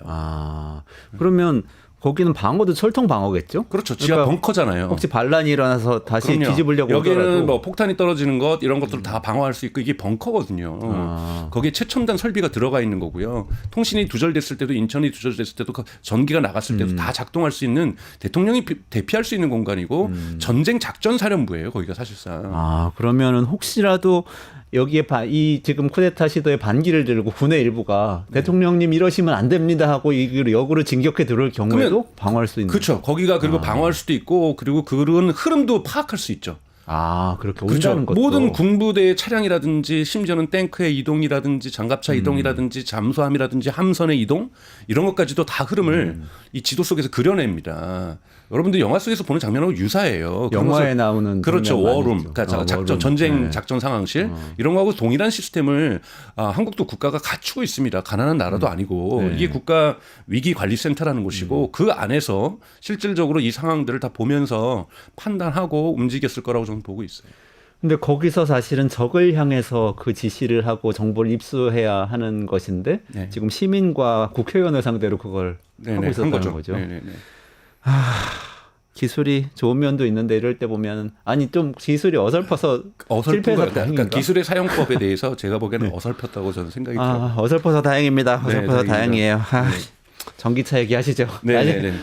일단 중국 전기차 공세가 심각한 거 아닙니까? 그 몇 번 비아디 얘기해 주셨는데 네. 지금 한국에도 출시가 됐어요. 지금 비아디가 현재로 지금도 그때 테슬라 추월했을 때 한번 말씀 주셨는데 지금도 계속 1위를 유지를 하고 있나요? 어떤 상태인가요? 사실은 비아디는 전기차만 생산하는 것이 아니라 플러그인 하이브리드라든지 하이브리드 생산하고 있기 때문에 이것 총량에서 테슬라를 앞섰던 것이지 순수 전기차만으로는 이번 3분기 때 테슬라를 앞섰던 것은 아닙니다. 근데 이제 비아디 같은 경우에는 정말 파상 공세인데 사실은 여러분들이 예를 들자면 지난 3년 만에 이 비아디의 생산량 자체가 대단히 3배 정도로 100만 대에서 한 300만 대로 증가를 했는데요. 비아디만 보셔봐서는 안 되는 거고요.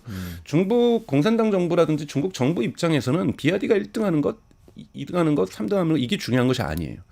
지금 한 100여 개 정도의 아직까지 전기자동차 기업들이 중국에 남아 있는데 이것이 10개로 정도는 줄어들 거라고 지금 스스로가 샤이펑의 대표 같은 경우는 얘기를 하고 있거든요. 10년 안에 여기 있는 대부분의 브랜드들이 사라질 것이다. 근데 중국 입장에서는 뭐냐면 중국이 내수가 안 좋은 상황 속에서 그리고 중국의 그러니까 자동차 산업이 글로벌에서 1위를 찍는 것이 중요하지 어떤 브랜드가 하는 거는 제일 중요하지 않은데 이 상황 속에서 그래도 비아디가 두각을 보이면서 가장 빠르게 성장하고 있는 중국의 기업이라는 거고 왜 이런 상황이 발생했는지를 저희가 볼 필요가 있다라는 건 봐야 되는 그 이유는 뭐냐면 제2의 비아디, 제3의 비아디, 제4의 비아디가 발생할 수 있기 때문입니다. 그래요.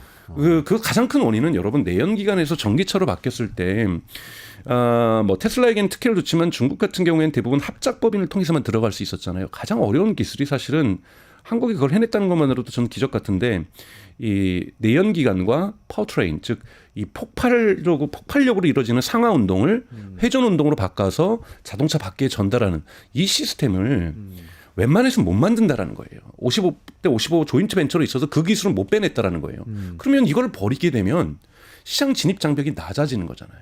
근데 여러분 전자제품과 반도체와 배터리가 전체 자동차 가치의 그 50% 이상을 차지하고 있어요. 이 부분은 중국이 다른 업체들에게 하청을 하면서 다른 외국계 기업에게 하면서 이 기술력을 발전시켜 왔잖아요. 그럼 요 파트 묶고 요 파트 묶고 요 파트 묶으면 자동차 만드는 건 일이 아니라는 거예요. 그리고 1000개가 넘게 시작을 했다가 지금 100개 남았지만 그 수많은 기업들이 도산하면서 부도가 나면서 그 기술들이 계속 이전됐던 거거든요. 그러면 저는 제2의 BRD, 제3의 BRD가 나올 수밖에 없는 산업 환경이 생겼다. 왜? 시장 진입 장벽이 그냥 사라져 버렸다. 그거는 우리가 생각하지도 못했던 새로운 패러다임이 저는 생기고 있다라는 거고, 그건 조금 더 말씀드리려고 했던 폭스콘 같은 사례라고 볼 수가 있는 거고요. 그래서 이제는 자동차 산업 자체가 완전히 새로운 국면으로 저는 들어가고 있다라고 보고 있고, 이런 국면에 대한 대응들을 하지 못할 경우에 여러분들 현대기아차가 저는 잘했으면 좋겠다고 저는 생각해요. 수출을 많이 했으면 좋겠다고 생각하는데, 지금 대단히 미국에 수출을 많이 하고 있고 현대기아차 역사에서 이렇게까지 성장한 적이 없었는데 이 성장이 그렇게 오래 안 갈 수도 있다. 네. 산업 질서 재편이 대단히 빠르게 진행될 수 있다라고 좀 말씀을 좀 드리고 싶어요. 그럼 지금 말씀하신 그 질서에서 현대기아차나 테슬라 같은 기존의 이 전기차 기업들은 어떤 방식으로 지금 대응을 하고 있어요? 그러니까 테슬라 같은 경우에나 BRD 같은 경우에 가장 큰 특징은 여러분 버티컬 인테그레이션이라고 하는데 수직 통합이라고 하는데요. 자동차의 역사를 보면 가장 큰 거는 물론 메르세데스 벤츠가 처음으로 자동차를 만들고 있었고, 뭐 디젤이라는 사람이 자동차 만들고 포르쉐가 만들고 있었지만 독일이 그런 역사를 자랑하지만 대량 생산한 거는 헨리 포드라는 자동차 회사를 만들고 거기서 모델 T를 처음으로 그렇죠. 1907년에 8년에 만들면서 대량 생산이 이루어진 거거든요. 여기에 처음으로 도입됐던 게 컨베이어 벨트 시스템. 맞아요. 네, 컨베이어 벨트 시스템을 처음으로 공장에 도입하면서 대량 생산 체계를 가지면서 자동차가 대중화의 시대를 만들게 되거든요. 그때 포드 자동차의 공장에 보면은 철강 공장도 있었고요, 고무 공장도 있었고 유리 공장도 있었어요. 다 갖고 있었네요. 왜 그러냐면 자동차를 처음 만드는데 자동차에 들어갈 유리를 어디가 납품하며 누가 타이어를 만들어주며 자동차에 들어갈 셀을 누가 만들겠어요. 다 스스로 만들었던 거예요. 이런 것을 전문 용어로 생산의 깊이라고 해서 프로덕션 뎁스라 그래요. 이게 100%였어요. 네. 100%를 자기가 했던 거예요. 근데 자동차 산업의 역사는 이 100이 계속해서 줄어듭니다. 이걸 결정적으로 줄이게 만들었던 것이 토요타예요.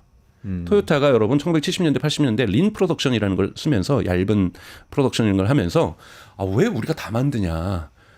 오히려 브레이크 시스템은 브레이크만 잘 만드는 회사가 만들고, 타이어는 타이어 잘 만드는 회사가 만들고, 의자는 의자 잘 만드는 회사가 만들고, 유리는 유리 잘 만드는 회사가 만들어서 그 업체들이 규모의 경제로 토요타 것만 하는 것이 아니라 혼다도 하고 독일 자동차도 하고 한국 자동차 하면은 여기도 규모의 경제가 만들어지니 훨씬 더 저가로 동일한 제품을 만들고 여기에서 이익을 많이 내다 보면은 R&D도 많이 하면서 품질도 좋아질 거니 우리는 이들하고 중요한 협력 파트너만 맺으면 된다. 이것이 토요타가 만들어냈던 토요타 생산 방식이라는 거죠. 이걸 겪으면서 생산의 깊이는 계속해서 낮아집니다.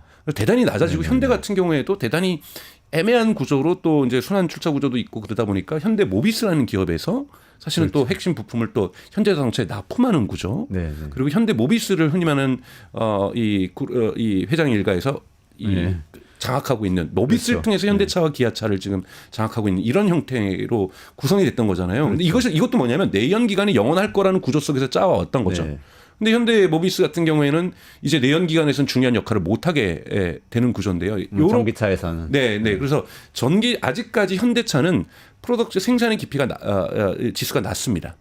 이거를 거의 지금 75%까지 끌어올린 것이 테슬라고요.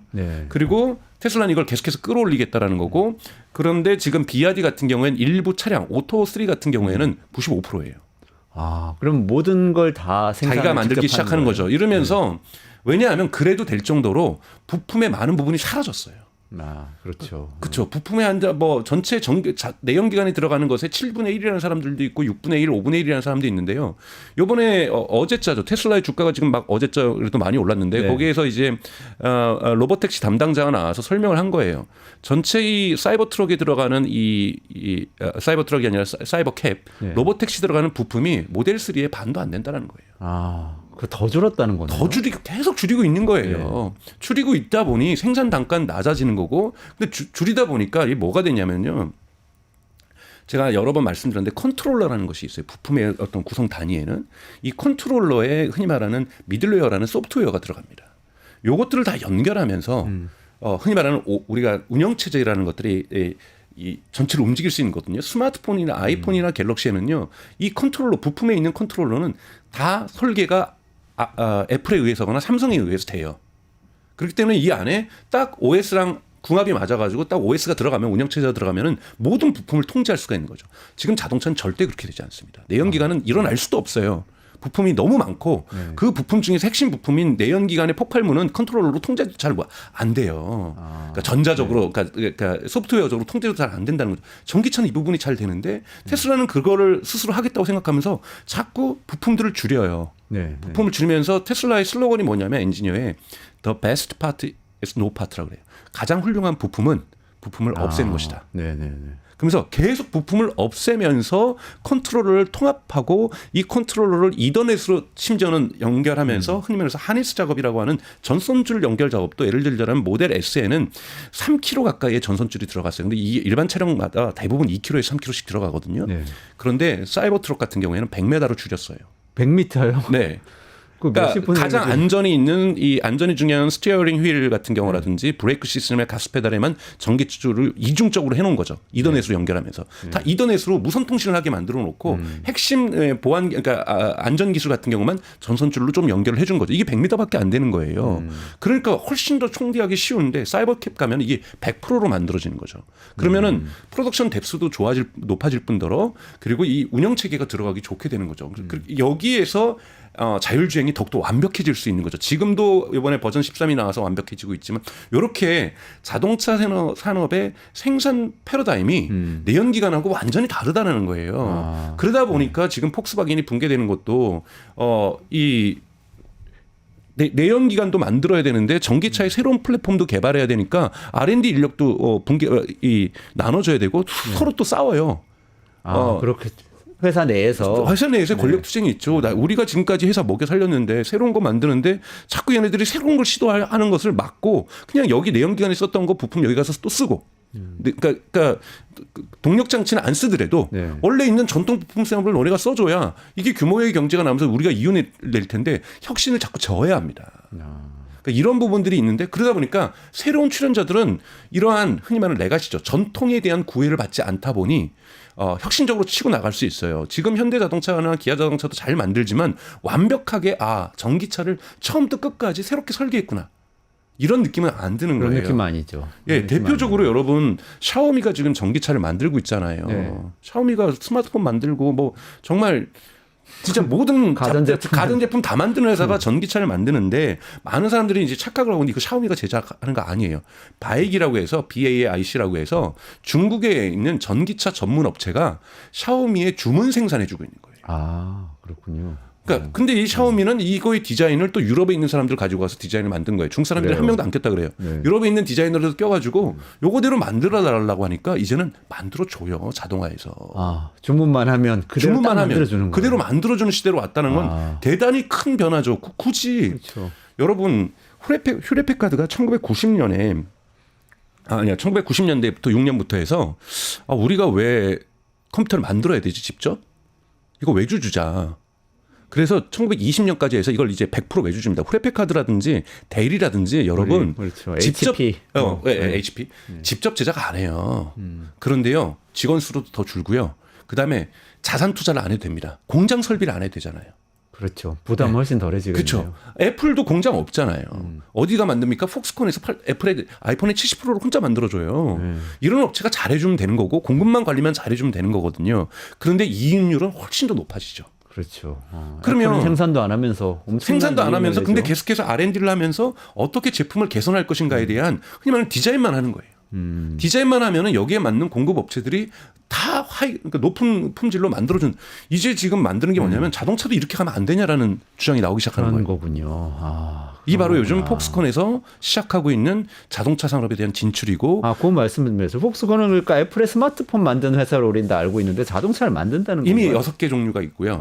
본인이 이번에 10월 달에 2가지를 더 추가하면서 미니밴하고 소형 버스를 추가하면서 앞으로 우리 화이트 레벨이다. 앞으로 여러분들이 예를 들면 현대자동차가 우리한테 주문해 달라면은 디자인 변형해서 만들어 주겠다. 본인들이 직접 소매 판매하는 건 아니고 생산만 해주겠다. 기아차가 주문하면 만들어 주겠다. BRD가 만들어서 주문해 주겠다. 그래서 이번에 미국으로 입성을 합니다. 왜냐하면 폭스콘은 중국의 공장도 있지만 세계 곳곳에 공장이 있잖아요. 어느 기업입니까? 타이완 기업이에요. 그래서 뭐라고 얘기했냐면 TSMC 다음에 제조는 폭스콘이 잘한다는 평가를 받고 있어요. 그래서 폭스콘이 지금 자동차 산업의 패러다임을 바꾸겠다라는 거예요. 이제 왜 포드한테 가서 그러는 거예요? 포드가 왜 이거 다 만드세요? 왜 크라이슬러가 스텔란티스가 다 만드세요? 왜 닛산이 다 만드세요? 왜 토요타가 우리가 만들어 줄게요. 우리가 그 대신 여러 가지 플랫폼을 만들어 줄게요. 여기에 벌써 마이크로소프트도 투자하고 있고요. 네. 다양한 빅테크들이 투자하기 시작하고 있는 거예요. 그러면 훨씬 더 이들이 전문화돼서 생산의 깊이를 이쪽에서 뭐 100%로 가져가든 60%로 가져가든 50%로 가져가든 알아서 하는 거고 하이 퀄러티 가장 품질 좋은 전기차만 만들어주면 되는데 이게 왜 가능해졌냐?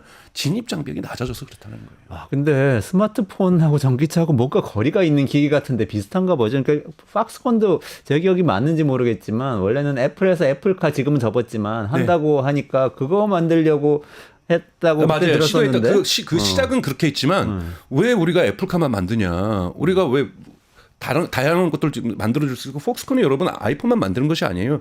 소니도 만들어 달라고 하고요. 델도 거기에다 뭐 만들어 달라고 하고요. 스마트폰을요? 아니요. 일반 컴퓨터. 컴퓨터. 뭐 그다음에 플레이스테이션 뭐 이런 것들 다 폭스콘이 만들어줘요. 그냥 어떤 제조에 전문화된 기업이죠. 어떤 제조든 간에 우리가 제품은 제조를 해줄게 뭐 이런 기업이네. 전자제품 제조. 그래서 뭘 얘기를 하냐면 우리가 뭐 조금 비유가 좀 그렇긴데 우리는 안드로이드 폰이 될 테니 삼성전자 안드로이드 폰도 갤럭시도 만들어줄 수 있고 샤오미 거도 만들어줄 수 있고 소니 안드로이드 폰도 만들어줄 수 있으니 우리에게 다 맡겨라는 거예요. 근데 이러한 패러다임의 변화까지는 한국에 계신 분들이 예측을 못 하시고 계시다라는 건데 전기차가 이제 비아디만 중국 기업만 우리에게 치고 들어오는 것이 아니라 타이완 기업이 근데 타이완 기업이긴 하지만 폭스콘의 공장을 어디다 둘든 지금 인도에다도 공장 짓고 있어요.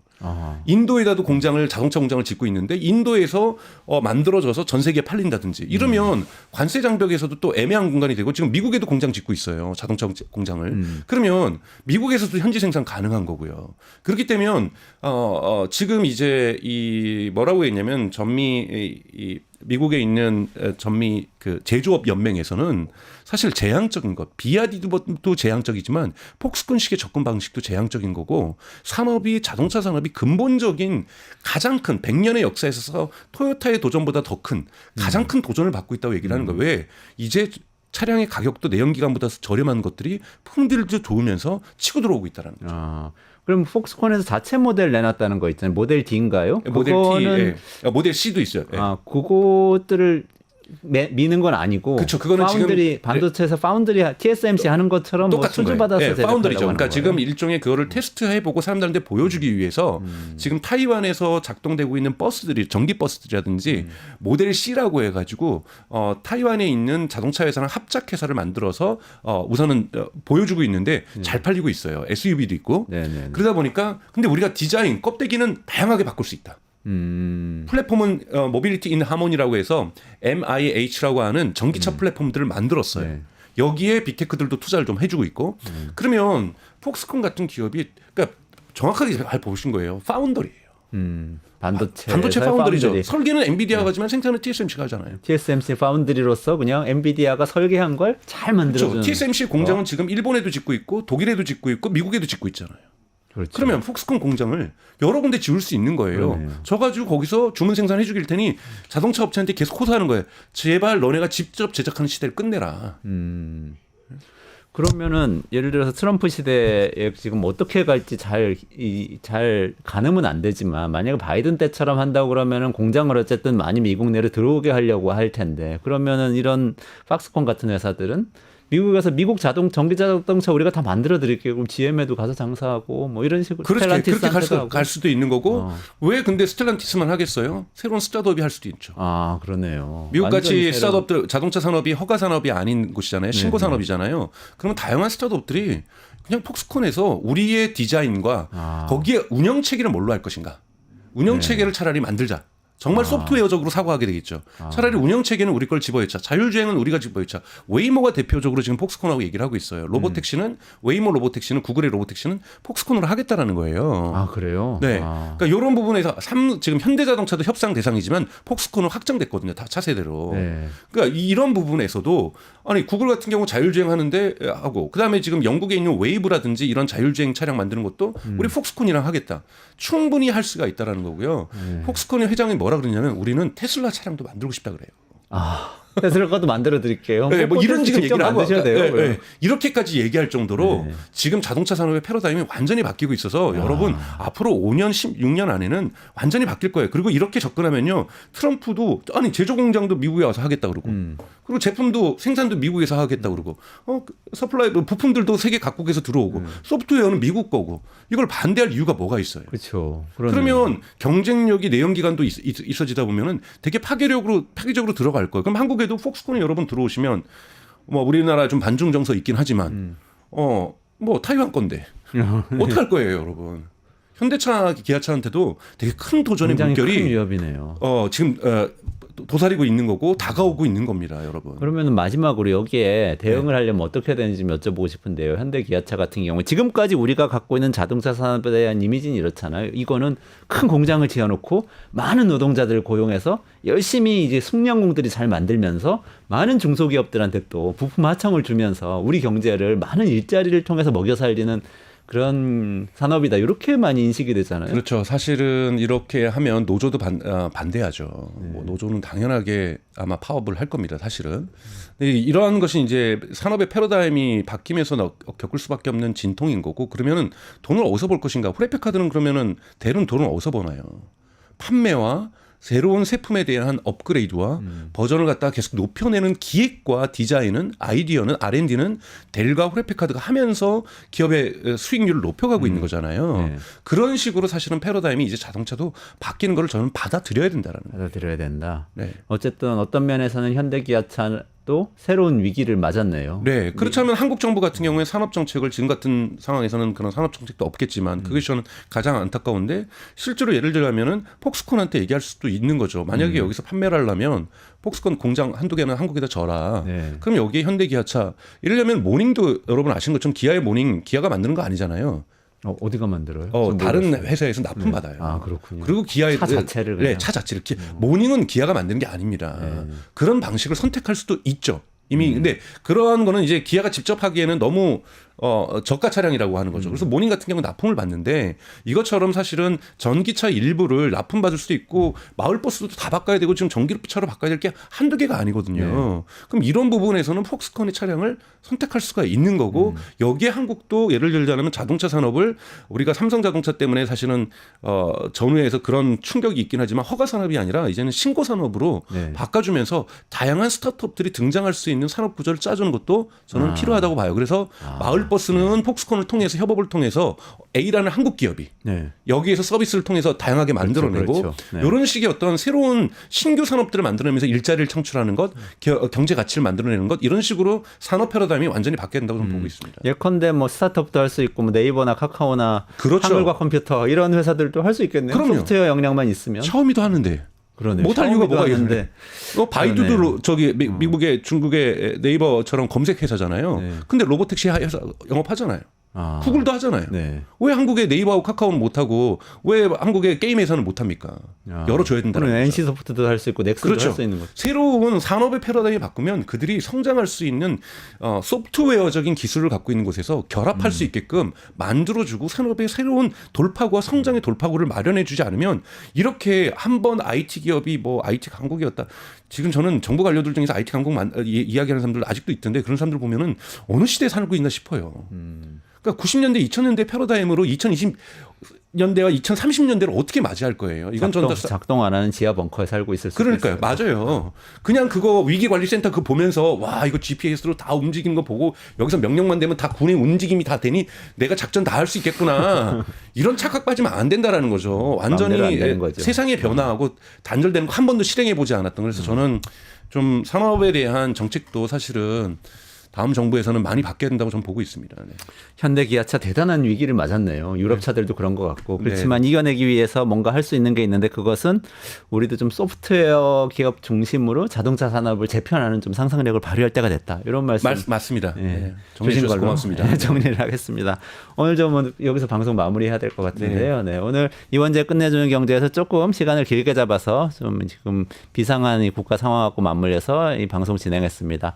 보통은 오전 11시에 라이브 시작하니까 저희 주말에 쉬시고 다시 보기 보시고 그리고 월요일 날 오전 11시에 라이브로 다시 찾아뵙고요. 그때 꼭 찾아주시고요. 마무리하기 전에 이벤트 하나 소개드리고 마무리하겠습니다. 뉴스토마토 그 실시간 채팅창 여기 유튜브에 여기 보시면요.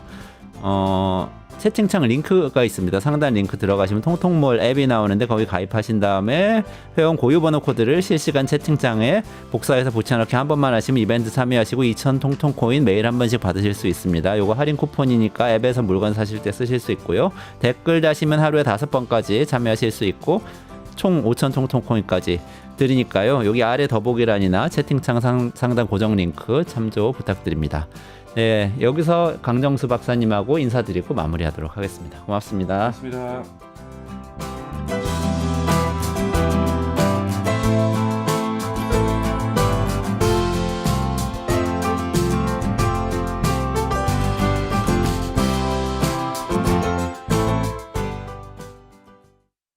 유튜브 구독하고 실시간 채팅과 댓글을 남기시면 매일매일 7,000TTCO를 드립니다.